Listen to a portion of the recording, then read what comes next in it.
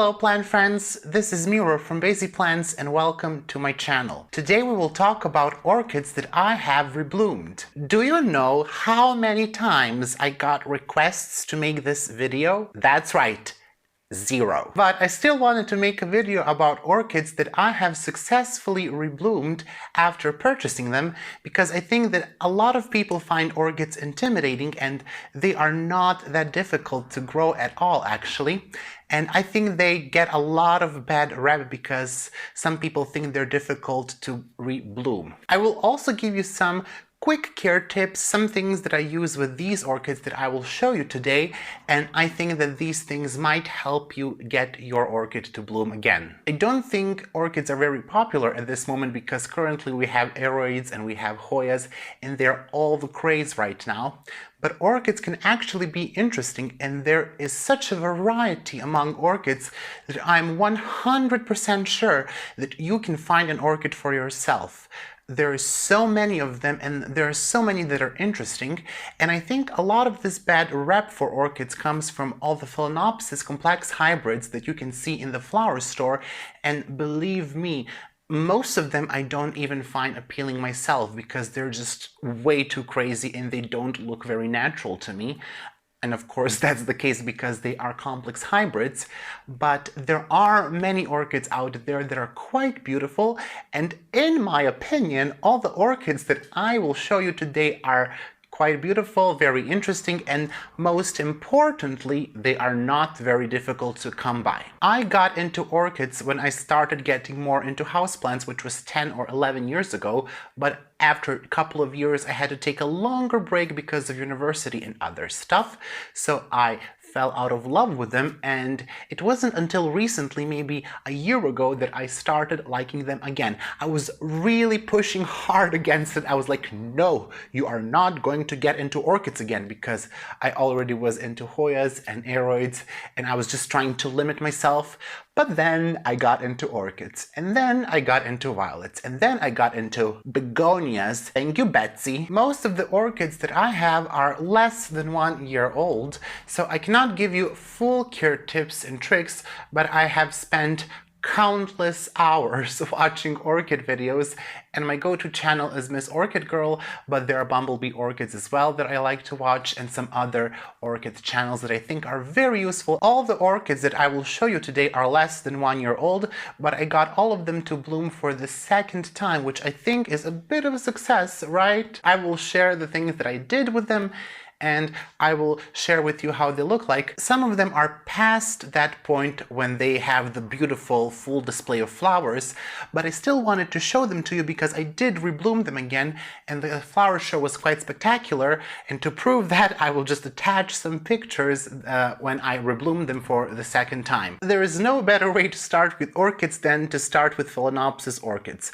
Now I know they are on every corner, and maybe people don't like orchids because they're so common. They see Phalaenopsis in the garden center, in your flower store, in your supermarket you can find Phalaenopsis. You can find them anywhere, so they are very easy to find, and the best thing about them, they are very easy to bloom again. Now this one is just a common white Phalaenopsis, and as you can see it's a little bit past the prime. It had about 6 more flowers here, but they're gone, but we still have about 6 more. I have to say the white Phalaenopsis is possibly one of my most favorite ones because I think it's so elegant, and this particular one was very beautiful when the whole flower spike was in bloom. I purchased this orchid, I would say, in October of 2019, and it had 4 flower spikes. I wasn't able to reproduce that many. I only got 1 flower spike out of this orchid, but I got it only 3 months after it was done blooming for the first time. Commonly for Phalaenopsis orchid you will need lower temperature at night to get it to bloom again. So there needs to be a difference between daytime and nighttime temperatures. I would say that that difference needs to be about 4 or 5 degrees of Celsius. As I previously mentioned, this is a very easy orchid to care for. They can take almost any abuse. You can see it's planted in this pot. It has a lot of healthy roots that started growing in my care. The pot does have these holes that I melted with a soldering iron, and they are there for ventilation. I do not soak my Phalaenopsis. I find that it just takes a lot of time to do that. So what I will do, I will just water from the top. I will stay away from the crown because I do not want to rot the crown. I don't want to get water in between the leaves. But I will just water it every week. Now in summer, and especially because it is in bloom, it needs more water than that. I would say every 4 to 5 days. And in winter, I could go 7 or 10 days without watering. The mix is a mixture of bark for orchids, and then it's a bit of sphagnum moss on the bottom and then all throughout the media, so it can keep it moist a bit longer. This is not the only Phalaenopsis that I was able to rebloom again. The other one is this Phalaenopsis Liodoro, and it's not in bloom right now, but it's pushing out this new flower spike. The white Phalaenopsis that you saw is quite big in person, and I'm not sure if it translates on camera, but the leaves are very big. But compared to that, Phalaenopsis Liodoro is just simply huge. And I do have a disclaimer, this is a baby. So this orchid can get quite big. This is one of the newest leaves, and it's bigger than all the previous leaves that I had. It has 3 flower spikes. When I received it, I think it was in February or maybe March. It was a gift for my friend for my birthday, which was in May, but it was an early gift. It is a fragrant orchid. The previous one, the white one, is not fragrant at all. This one does smell very nice. It has that spicy scent to it. Typically only produces 1 to 3 flowers per flower spike. You don't need to cut back the flower spikes here because it will always produce 1 to 3 flowers in it. They will continue to grow. And just to touch up on Phalaenopsis a bit more, this is a one with yellow margins, and I'm not sure if people know about these cute orchids. They are also not very difficult to find. This is Sogo Vivien, and it's very beautiful. So when it's not in bloom, you still get to enjoy the beautiful foliage. The next orchid that I want to show you is actually the star of the show, and it's the reason I'm making this video.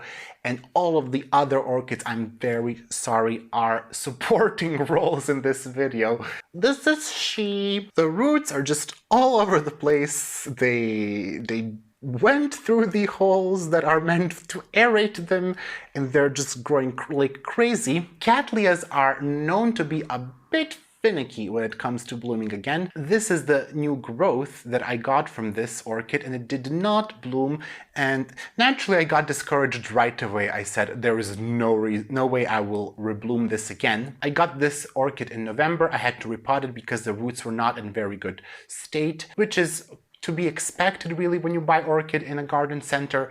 I would recommend repotting them right away because the roots are usually in poor condition, and they will recover from that, of course. And as you can see, this one definitely recovered. It's just growing like crazy. It's not a monopodial orchid like Phalaenopsis, but it's a sympodial orchid. It produces all these, you can see, canes. I made sure that this one is directly under that LED light, LED tube, and voila! I have a new flower. I got new growth and a new flower out of it. And I cannot tell you how happy I am because of it. The flower is absolutely gorgeous. It's quite beautiful. Unfortunately, I don't know the ID. I was suggested several IDs, but I didn't really look into it. This Cattleya is fragrant. It smells like lilac. It's a mild scent. It's a bit stronger in the morning and towards the evening, but actually I can smell it all throughout the day if I get my nose. Oh my god, that's okay, it's strong. If you get your nose close to it and you smell it, it will be strong, but from a normal distance, from a normal human distance from which you should smell the flowers, it's not so intense throughout the day, but in the morning it will smell more intensely. In terms of watering, they do not require all that much water. That doesn't mean no water, but be careful because they are sensitive to overwatering. In winter, I water this every 2 weeks, but now in summer it's every 7 days and it's doing well, and obviously it rebloomed. The only challenging thing with Cattleya is that the only thing that they need is a lot of light, and they can rebloom many times a year. If you give them enough light, they can bloom 2-3 times, I would say. They will bloom with each new growth, provided they have enough light. So this one was extremely close to the LED light, like the light is just there. It's a 36 watt LED light with around 3000 lumens, cool white temperature, so around 6500 kelvins. Another orchid that I rebloomed successfully is this Miltonia Sunset. It had 3 flower spikes, but one of them is already spent. It cannot stay in flower forever, and certainly I'm not a person that will keep you up to date with all the flowers and all the things that are changing with the plants, because I don't know why. This orchid will produce new flower spikes from the new growth. So you can see it has a lot of pseudobulbs here, and when it produces a new pseudobulb, it will bloom from that one. It will not rebloom from the previous one, so when you cut the flowers, that one is just for the energy, but it will push out new growth. And this one is again pushing out new growth, so I think in 3 or 4 months I can possibly expect it to bloom again. You can see when the flowers are in their prime, they look quite nice. The colors are very vibrant, opposed to when they're just going to quit on you. I cannot detect any scent in this orchid. Some Miltonias are fragrant. I don't think mine is. Nope. Maybe it stinks a bit. This one, I don't think it requires any special conditions to bloom again. It rebloomed quite nicely in my room. It was 23 degrees Celsius.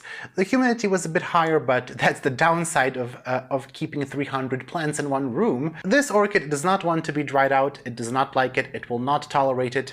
You will see that the pseudobulbs will get shriveled. I water this one thoroughly every week. Now I have to water it even more than that. With Phalaenopsis, even though I water it every week, I give it a bit less water. It also has this ventilation holes, but it's not really necessary. And I also made a substrate a bit different, so there is more moss. You can see there's quite a lot of moss in there. This is Dendrobium Phalaenopsis that was featured in my repotting video a couple of months ago. And guess what? It bloomed again. I purchased this around the new year. It was in bloom. And I repotted it, I would say, in, what was it, February? I think 1 month after repotting, I was able to get this flower spike. The growth here in the back is a bit dehydrated, and I think in that repotting video, I noticed that these are actually 2 orchids inside.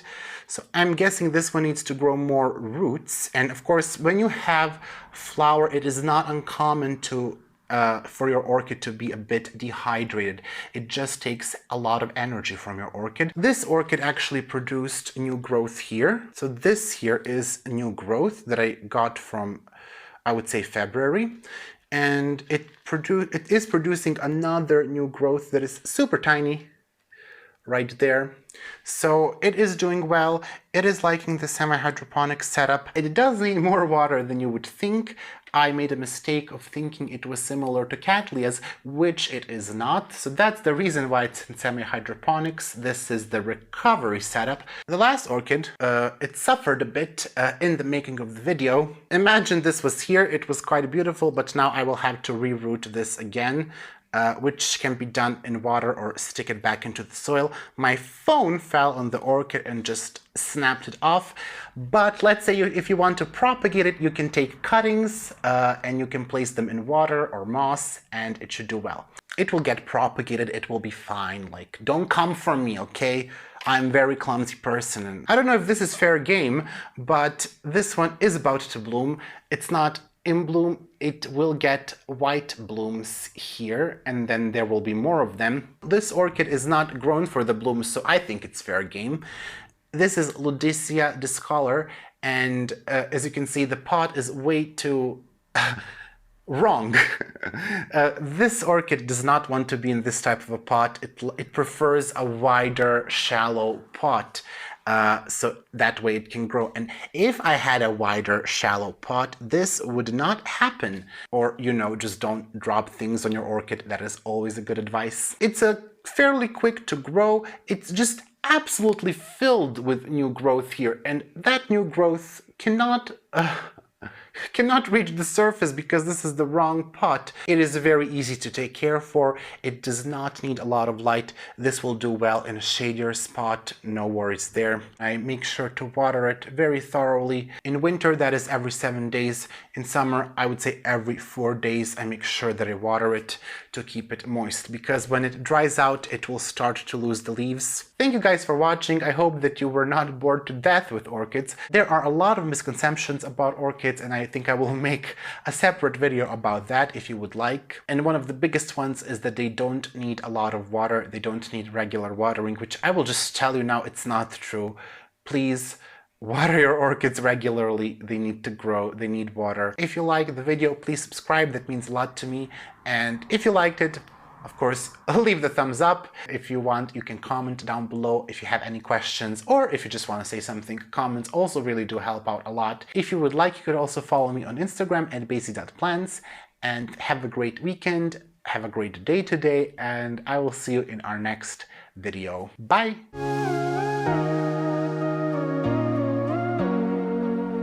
Stop it!